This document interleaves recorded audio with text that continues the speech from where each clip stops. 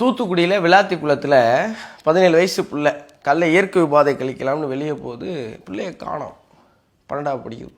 தேடி போய் பார்த்தா உடம்புல துணியெலாம் இல்லாமல் துண்டாக வெட்டி இந்த பிள்ளையோட உடம்பு மட்டும்.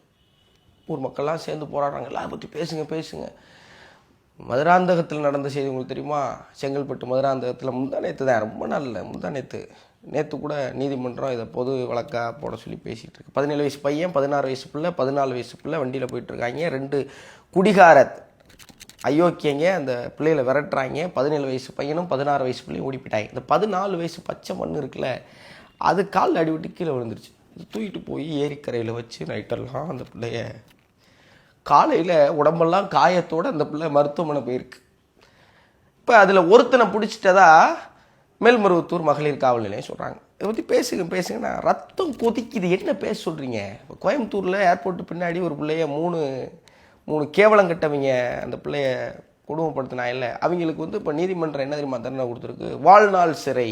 இவங்களை ஜெயிலில் அடைச்சி வாழ்நாள் பூரா அவங்களை சோறு போட்டு எதுக்குன்னு இவங்களுக்கு சோறு போட்டு என்ன செய்ய போகிறீங்க? இப்போ மதுராந்தகத்தில் மக்கள்லாம் போராடுறாங்கல்ல தூத்துக்குடியில், வந்தான்னு தெரிஞ்சு கண்டுபிடிச்சி அந்த மக்கள்கிட்ட கொடுத்துட்டா கண்ணு காது மூக்கு கையெல்லாம் பிச்சு அப்படியே செதைச்சு கொன்ற மாட்டோம். இப்போ அதை வீடியோ எடுத்து போட்டால் ஒருத்தனுக்கு பயம் வேண்டாமா? ஒரு பொம்பளை பிள்ளையை தொட போகிறோம், சின்ன பிள்ளையை தொட போகிறோம்னா பயம் வேண்டாமா? பயம் இல்லாமல் குடிச்சுட்டு இவங்களாம் தொடுறதுக்கு யார் அனுமதிக்கிறா? எப்படி அது வருது அந்த மனசு? தெரிஞ்சிச்சுன்னா நம்மளை சுக்கா பிச்சு கொன்றுவாயிலே அப்படிங்கிற பயம் வேண்டாம். பேசுறதுக்கு எப்படி ரத்தம் கொதிக்குது? காவல்துறை இருக்குது, நீதிமன்றம் இருக்குது, சட்டம் இருக்குது. தமிழ்நாடு அரசு என்ன பண்ணுறீங்க? ஒரு சட்டம் வேண்டாம்?